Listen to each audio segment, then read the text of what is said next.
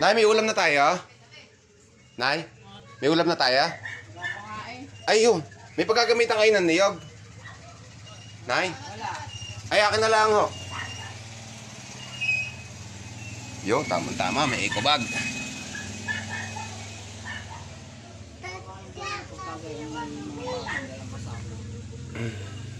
Wala tayong ulam. Ano ba yan? Eh, pumunta ako ng school. Bakit? Manghihingi ako ng talunan. Alis, lalagyan ka din yun. Ano? Talunan, eh di ba, eleksyon, eh di gagatang ko.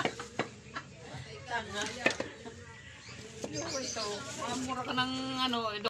A few moments later. Pre, ang ginagawa mo dyan? Anong dala mo? Ah, pre, bisa na akong niyog. Manghihingi ako ng talunan. Walang ulam sa bahay niya.